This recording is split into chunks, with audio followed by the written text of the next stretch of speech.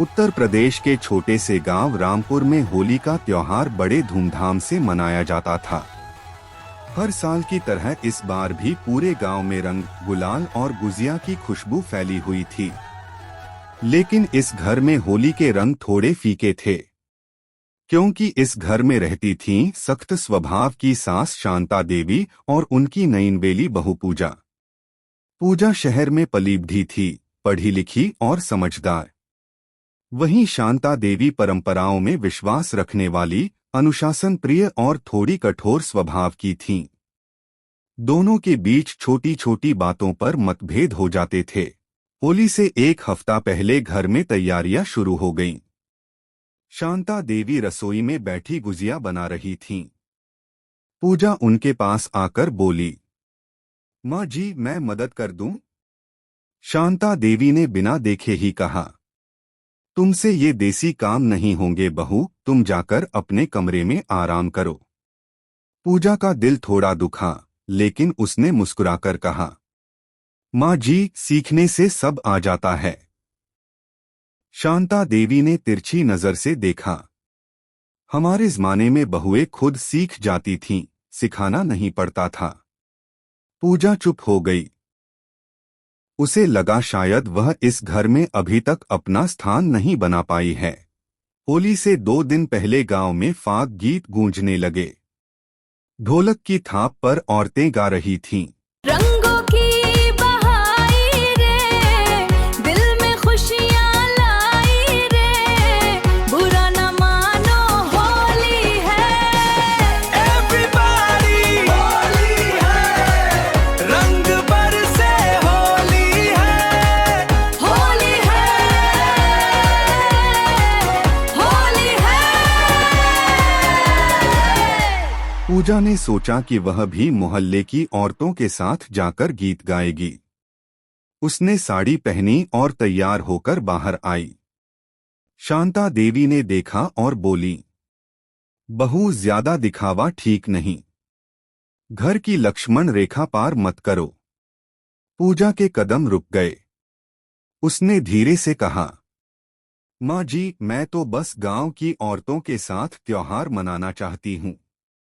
शांता देवी ने कठोर स्वर में कहा, पहले घर संभालो, फिर त्योहार मनाना। पूजा के चेहरे से मुस्कान गायब हो गई। उसे लगा जैसे उसके सारे रंग सूख गए हों। होलिका दहन की रात गांव के लोग इकट्ठा हुए। शांता देवी पूजा को साथ लेकर गईं। अचानक तेज हवा चली और आग की चिंगारी पास खड़ी शांता देवी की साड़ी में लग गई। लोग घबरा गए। पूजा ने बिना सोचे समझे अपनी चुनरी से आग बुझाई और शांता देवी को दूर खींच लिया।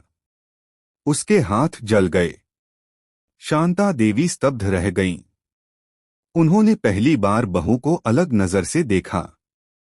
बहू, तुम्हें चोट तो नहीं लगी? पूजा मुस्कुराई, माँ जी, आपके लिए थोड़ा सा दर्द भी क्या मायने रखता है। शांता देवी की आंखों में आंसू आ गए। होली की सुबह शांता देवी जल्दी उठीं। उन्होंने पूजा के कमरे में जाकर कहा, बहू, आज तुम्हारी पहली होली है इस घर में। चलो मिलकर गुजिया बनाते हैं। पूजा चौंक गई। रसोई में दोनों साथ काम करने लगीं। शांता देवी ने प्यार से कहा, मुझे माफ कर दो बहू, मैं शायद अपने पुराने विचारों में बंधी हुई थी। पूजा की आंखों में खुशी के आंसू थे। माँ जी, आप ही तो मेरा सहारा हैं। अमित ने दोनों को साथ देखा तो उसका दिल खुश हो गया। शांता देवी ने पूजा के माथे पर गुलाल लगाया और कहा, होली मुबारक हो बहू।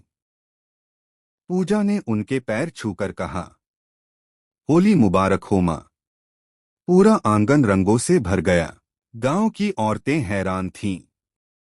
देखो, सास बहू कितनी खुश हैं। शांता देवी ने सबके सामने कहा, मेरी बहू ही मेरी असली होली है। पूजा ने झुककर उन्हें गले लगा लिया। उस दिन शांता देवी को समझ आया कि रिश्तों में रंग तभी खिलते हैं जब अहंकार की होलिका जलाई जाए।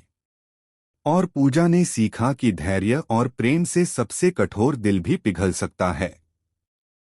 होली के रंग सिर्फ चेहरे पर नहीं, दिलों पर भी चढ़ गए थे। रामपुर की उस होली ने एक सास और बहू के बीच की दूरी मिटा दी।